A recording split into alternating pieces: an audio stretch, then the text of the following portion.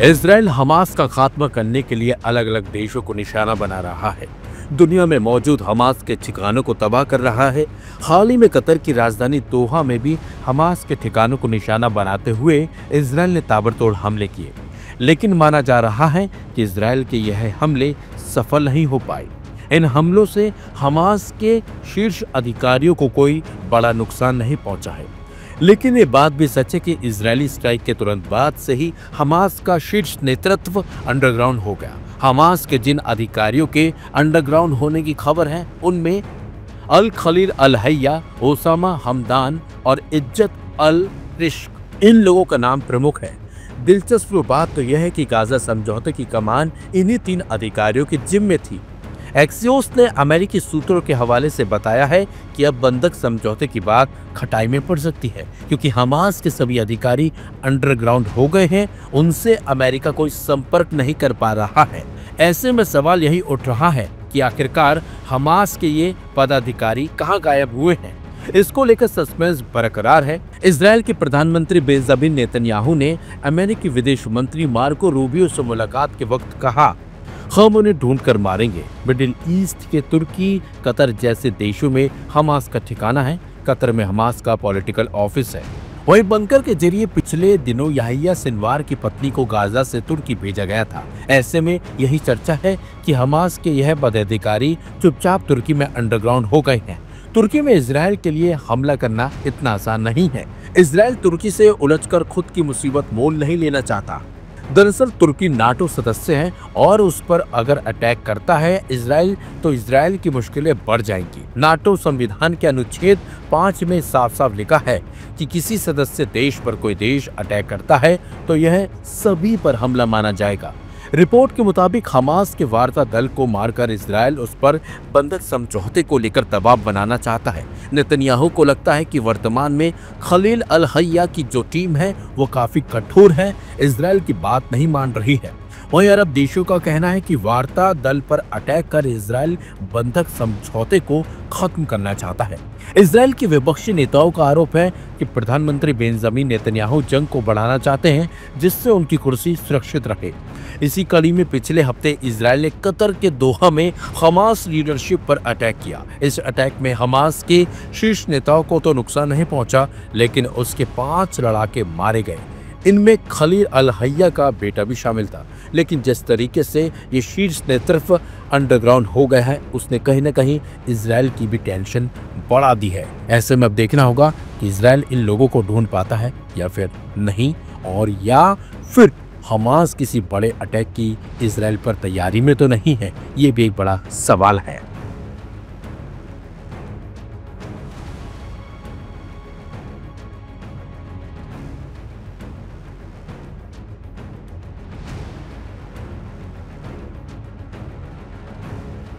अरब खित्ते में बसे इस्राइल को अरब मुल्क शुरू से पसंद नहीं करते, लेकिन ताकत, टेक्नोलॉजी और उसे मिलने वाले अमेरिकी सपोर्ट की वजह से चुप रहते हैं।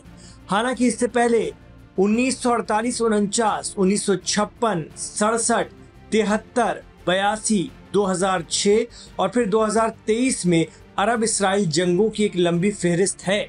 लेकिन हर बार इस्राइल से हारते रहे अरब मुल्कों ने आखिरकार उसके नजदीक जाना ही बेहतर समझा। साल 2020 में ऐसा वक्त आया जब अमेरिका के दबाव में कुछ अरब देशों ने पहली बार खुलकर इस्राइल को मान्यता दी और उसके साथ रिश्ते बनाए। एक समझौता किया गया जिसे अब्राहम अकॉर्ड्स के नाम से जाना जाता है। इस समझौते का नाम अब्राहम इसलिए रखा गया क्योंकि यहूदी, ईसाई और मुसलमानों तीनों के एक पैगंबर हुए थे, जिन्हें यहूदी और ईसाई अब्राहम और मुसलमान हजरत इब्राहिम कहते हैं। अमेरिका का मानना था कि एक पैगंबर के नाम से तीनों अलग अलग विचारधाराएं एक छाते के नीचे आ सकती हैं। लेकिन कतर की राजधानी दोहा में हमास नेताओं को निशाना बनाकर इस्राइल ने हमले किए तो एक बार फिर ये डोर टूटती हुई दिख रही है। अरब देश अब नाटो जैसा मिलिट्री अलायंस बनाने में जुट गए हैं। अब्राहम समझौते की बात करें तो साल 2020 में डोनाल्ड ट्रंप के पहले कार्यकाल में ये पहल की गई थी। डॉक्यूमेंट में सबसे पहले यूनाइटेड अरब अमीरात, यूएई और बहरीन ने साइन किए।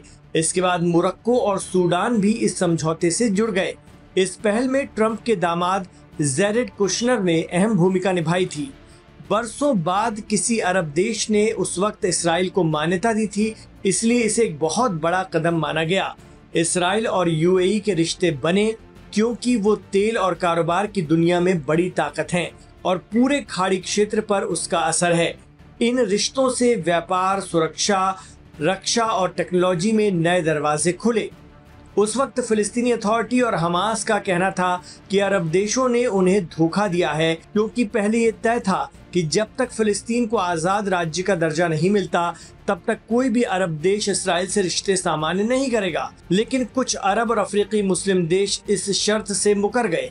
बहरहाल अक्टूबर 2023 के बाद से इसराइल का गजा पर आक्रामक रवैया और गजा के साथ साथ वेस्ट बैंक कब्जाने की मुहिम ने अरब देशों और इसराइल के बीच के रिश्तों को कड़वा कर दिया। यहाँ तक कि पिछले दिनों यूएई ने भी इसराइल को धमकाया था कि वेस्ट बैंक पर कब्जे का कोई भी प्रयास बेहद खतरनाक होगा। पिछले दिनों जब अमेरिका के प्रेसिडेंट ट्रंप मिडिल ईस्ट के दौरे पर थे तो उन्होंने खुलकर अपने भाषण में कहा था कि सऊदी भी इसराइल के साथ जल्द ही अब्राहम समझौता कर लेगा। लेकिन उसके बाद तेजी से बदलते हालात के बीच सऊदी ने फिर दोहराया है कि जब तक फिलिस्तीन को एक मान्यता प्राप्त राज्य का दर्जा नहीं मिलेगा तब तक वो इसराइल से रिश्ते सामान्य नहीं करेंगे। फिर भी अमेरिका लगातार अरब देशों को इस समझौते में जोड़ने की कोशिश कर रहा है।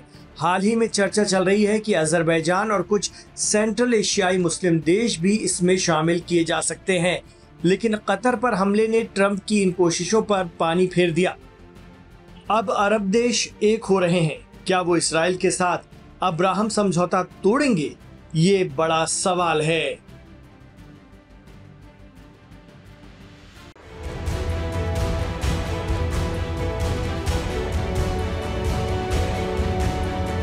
तारीख 9 सितंबर 2025। घटना दोहा पर इजरायली हमला। जी हां, इजराइल ने कतर की राजधानी दोहा पर एक बड़ी एयर स्ट्राइक की थी, जिसमें हमास चीफ खलील अल हय्या और अन्य सीनियर अधिकारियों को निशाना बनाने के उद्देश्य से हवाई हमले किए गए थे। बेंजामिन नेतन्याहू ने खुले तौर पर इस हमले की जिम्मेदारी ली, जिसके बाद कई देशों ने इजराइल की आलोचना की, बल्कि कहीं न कहीं अब अरब देश इस हमले के बाद एकजुट होते दिखाई दे रहे हैं। लेकिन अब इस हमले को लेकर एक बड़ा और चौंकाने वाला खुलासा हुआ है। खबर है कि इजराइल की खुफिया एजेंसी मोसाद को हमास नेताओं को मारने के लिए ऑपरेशन चलाने का निर्देश दिया गया था, लेकिन मोसाद ने ऐसा करने से साफ तौर पर मना कर दिया था।